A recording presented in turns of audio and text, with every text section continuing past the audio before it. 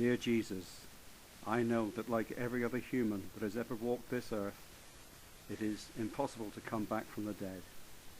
However, I sincerely wish from the bottom of my heart that you could return from the dead and reveal the truth to those who have abused your memory. You were from a time when very little was known about the natural world, and the supernatural was an explanation for everything. I hold no grudge against you for being a man of your time. You were a very popular prophet of the religion that prevailed within the region in which you happen to live, and paid the price for being crucified by the occupiers of your land.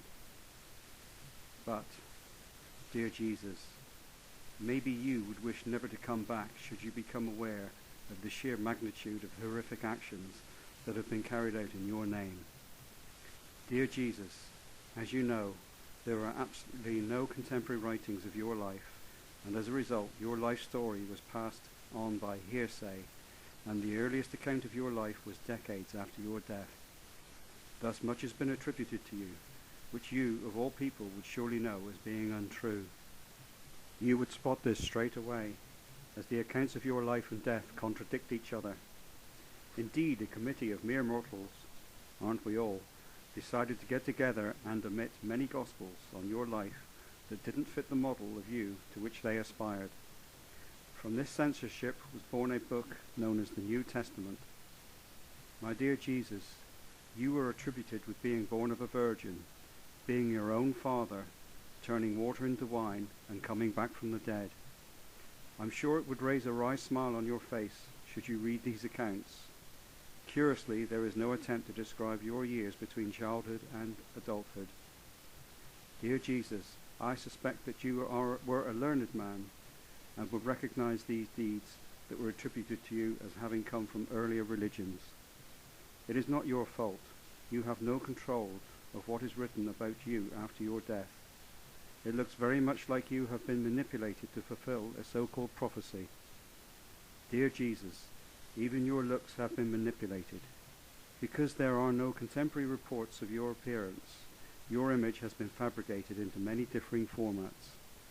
Oddly, most tend to be that of a Nordic image, despite your obviously Middle East origins. I grew up in the religion that was based upon your alleged life. I could never understand why I had to fear somebody who was so loving, but in my informed years I was soon to learn that the teaching of the more unpleasant episodes in your people's history were conveniently omitted. Dear Jesus, all this is relatively harmless, but, unfortunately, the misinterpretation of you has led to much that is harmful. Holy wars have been waged in your name. Torture has been applied to those who did not believe the religion that was made in your name.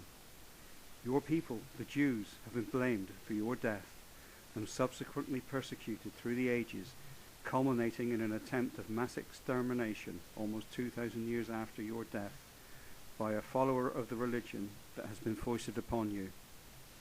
And to cap it all, Jesus, even different factions who have different interpretations of your life have killed each other in your name. Dear Jesus, there are other problems besides using your name as an excuse to kill. Throughout the ages, and even today, some 2,000 years after your death, there are those who use your name in an attempt to suppress man's advancement in understanding the natural world. So much has been learned and proven, and there is still so much more to learn. But there are those who will willfully manipulate the truth for fear of undermining the image of you that they have invented. Dear Jesus, you would be appalled. Since they are willfully lying, I don't think you would want to be saying, "Forgive them, for they know not what they do." Many who have attempted to reveal the truth have been cruelly victimized, and given the chance, many of the followers of the religion that is based upon you would return to those dark, dark days. Genuine science, which looks to enhance the lot of humankind, is dishonestly being attacked by armchair scientists. There are many who are followers of this fabricated image of you, who have abused their position and gained many riches. Many others have gained power and riches by convincing people that unless they toe the line, they will suffer for all eternity. Those who have gained riches by the use of your name have no chance of driving a camel through the eye of a needle. Wouldn't you agree, Jesus? Dear Jesus, it will come as no surprise to you that this method of control has worked for centuries, and it is only recently, as people are permitted to think for themselves, that such a situation is on the decline. Dear Jesus, many exclaim slogans in your name. A most popular one that is blindly quoted is that you died to atone for mankind's sins.